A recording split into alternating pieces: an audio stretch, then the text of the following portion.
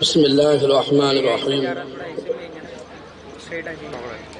الحمد لله وحده والصلاة والسلام على أشرف الأنبياء المرسلين. الحمد لله الذي أنزل التوراة على موسى والإنجيل على عيسى والزبور على داود والفرقان على محمد صلى الله عليه وسلم. الحمد لله الذي زين السماء بالكواكب وزين الملائكة بجبرائيل وزين الأنبياء بمحمد صلى الله عليه وسلم. أما بعد فأعوذ بالله من الشيطان الرجيم. بسم الله الرحمن الرحيم. ما أنزل إليك من ربك وإن لم تفعل فما بلغت رسالته. وفي مقام آخر وأنزل الله عليك الكتاب والحكمة وعلمك ما لم تكن تعلم وكان فضل الله عليك عظيما. وقال النبي صلى الله عليه وسلم إن الله يرفع بهذا الكتاب أقواما ويدع به آخرين. وفي مقام آخر أيما امرأة ماتت وزوجها عنها راض دخلت الجنة. وقال الشيخ امام غزالی رحمہ اللہ الناس كلهم هلكا الا العالمون والعالمون كلهم هلكا الا العاملون والعاملون كلهم هلكا الا المخلصون والمخلصون على خطر عظیم او كما قال النبی صلی اللہ علیہ وسلم. میرے محترم بزرگوں، دوستوں اور پردہ نشین خواتین،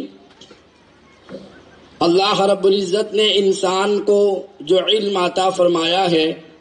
سوائے قرآن کے علم کے انسان کو اصل رہبری مل ہی نہیں سکتی،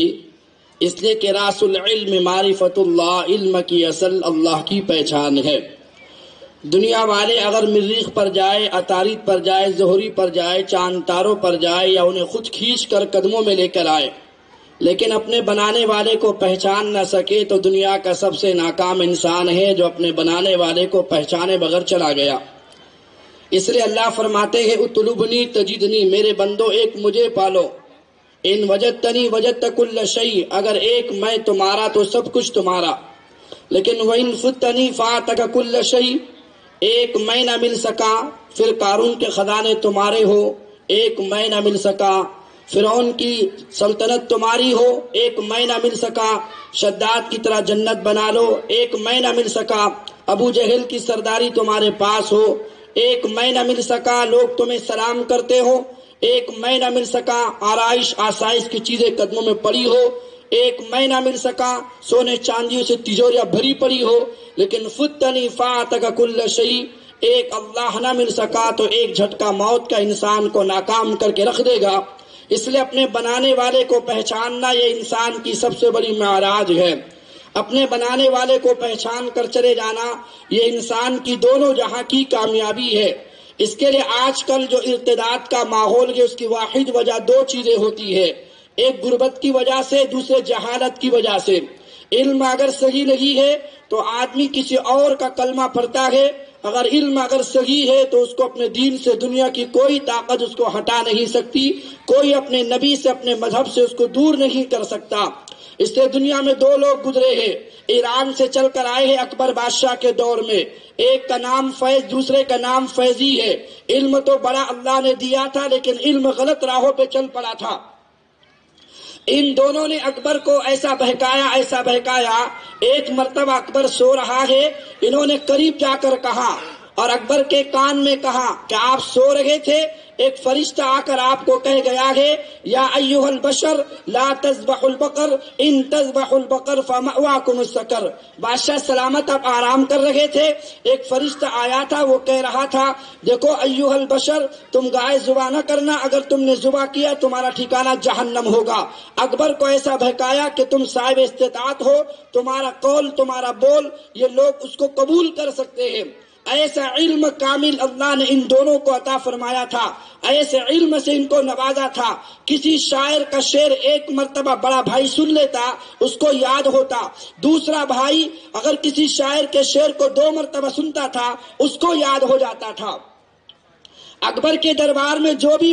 شاعر آتا کلام پڑھنے کے لیے تو چھوٹا بھائی کھڑے ہو کے کہتا کہ یہ کلام میرے بھائی کا ہے، اس لیے کہ ایک مرتبہ سن کے بڑے کو یاد ہوتا تھا، وہ شاعر کا سن کے وہ سنا دیتا کلام تو میرا ہے۔ بادشاہ کہتا اگر تیرے بھائی کا کلام ہے تو پھر تجھے بھی یاد ہوگا، چونکہ 2 مرتبہ سن کر چھوٹے کو یاد ہوتا تھا، ایک مرتبہ خود سے شاعر سے سنا ہے، ایک مرتبہ خود اپنے بڑے بھائی سے سنا ہے، لہذا 2 مرتبہ سن کر یہ بھی شاعر اشعار کو مکمل سنا دیا کرتا۔ بادشاہ اس کے علم سے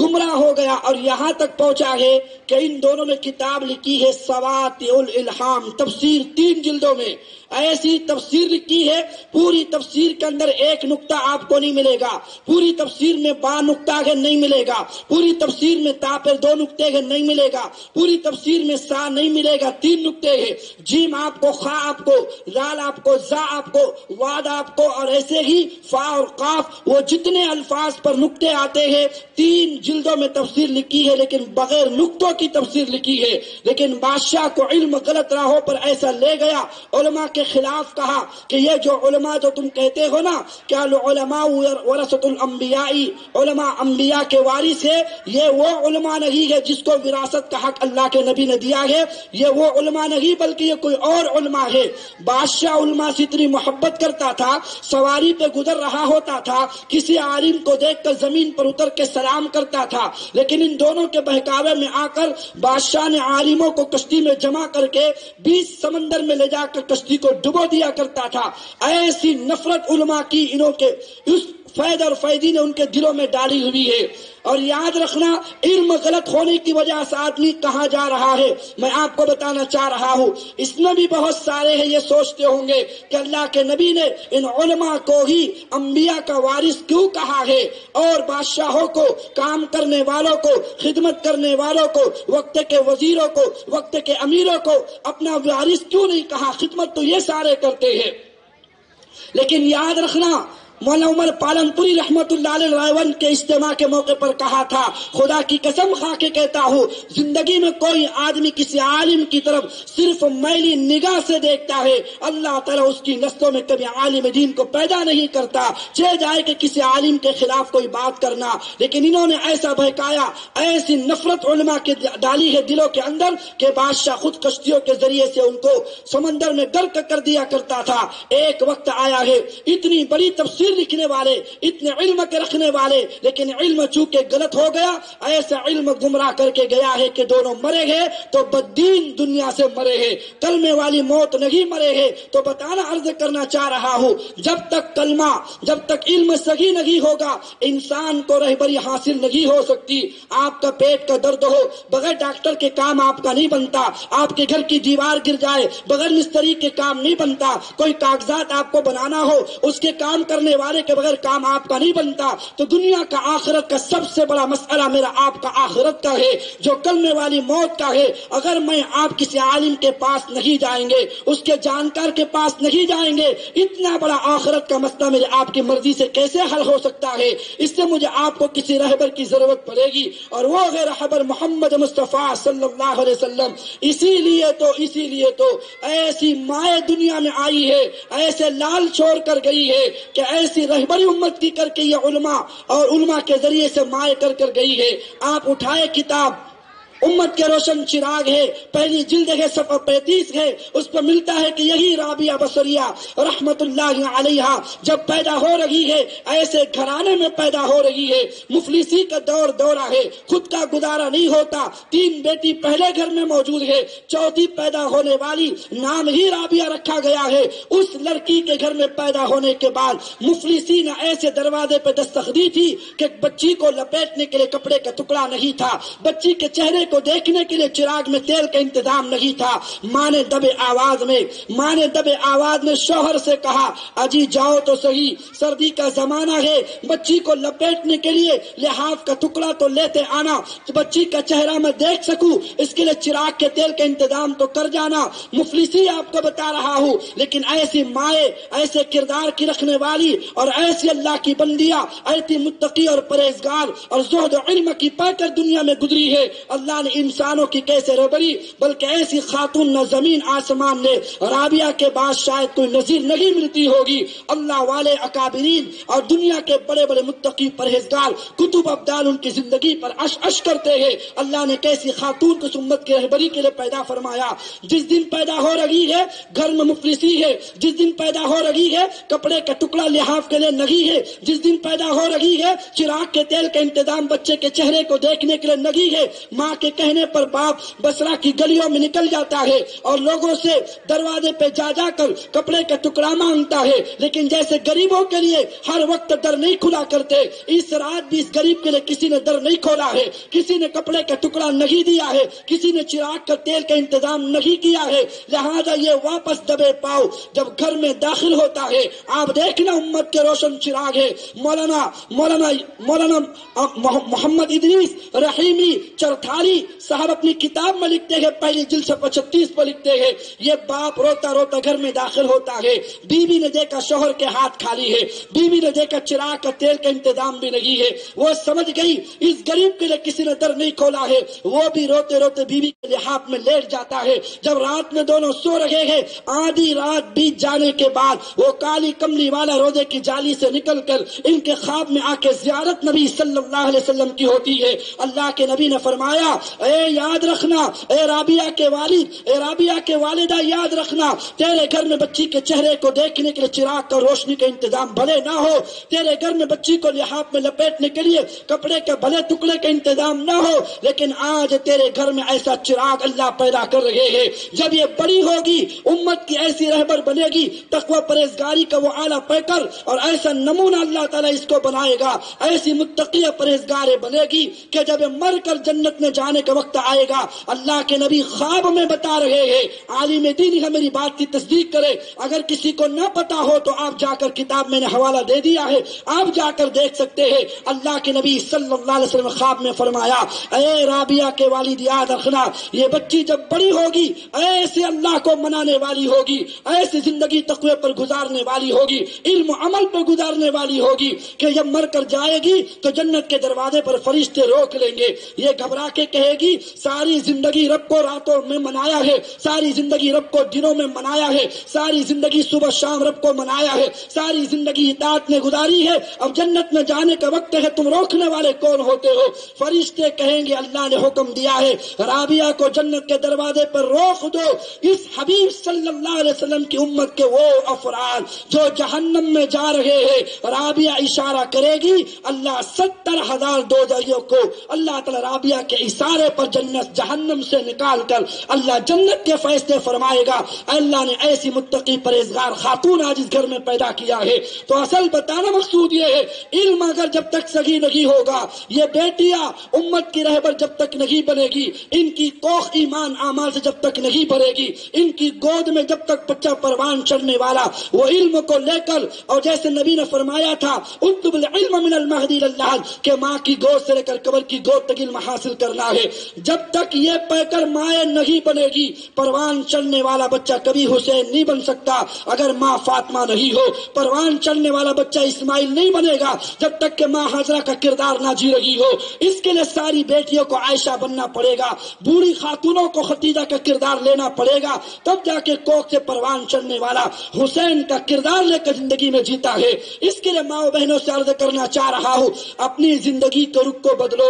ایک مدرسہ آپ کی گلیوں میں ہے، ایک علم کا دریا بہ رہا ہے، اگر آپ نے ٹب بھی نہ لیا، آپ نے جگ بھی نہ لیا، اس میں سے سیرابی کے لیے چلو بھی نہ لیا، لوگ سیراب ہو کر چلے جائیں گے، لیکن میں آپ اس علم کے دریا سے محروم ہو جائیں گے۔ اس کے لیے رابعہ بصریہ جو مدرسہ ہے، لڑکیوں کا انتظام جہاں پر ہوتا ہے، لڑکیوں کی تعلیم کا معیار اللہ کا شکر ہے جہاں پر یہ ساری چیزیں ہو رہی ہوتی ہے، ہم یہ کوشش کر اپنی بچیوں کو یہاں پر داخلہ کروا کر اپنی بچیوں کو صحیح رخ پر لانے کی کوشش تو کرے، پھر پروان چڑھنے والے بچے ایسے کردار لیتے ہیں کہ ماں کو خوشی ہوتی ہے، الہذا اليوم ارضعتہ، اسی دن کو دیکھنے کے لیے میں نے تو ان بچوں کو دودھ پلایا تھا۔ آخری بات آپ کے سامنے کر رہا ہوں کیسے ان ماں نے تربیت کی تھی جب حبیب بن زید رضی اللہ عنہ جیس امت کے سب سے پہلے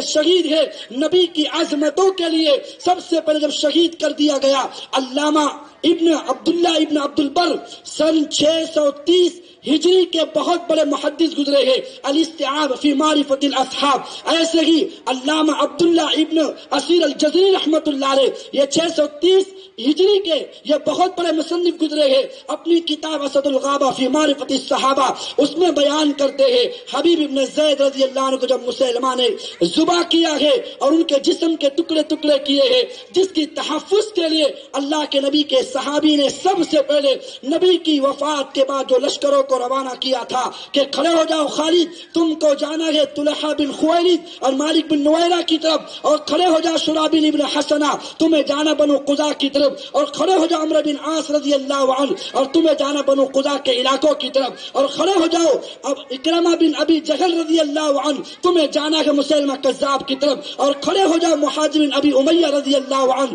تمہیں جانا ہے قیس بن مقصو اور معونۃ الابناء کی طرف، اور کھڑے ہو جاؤ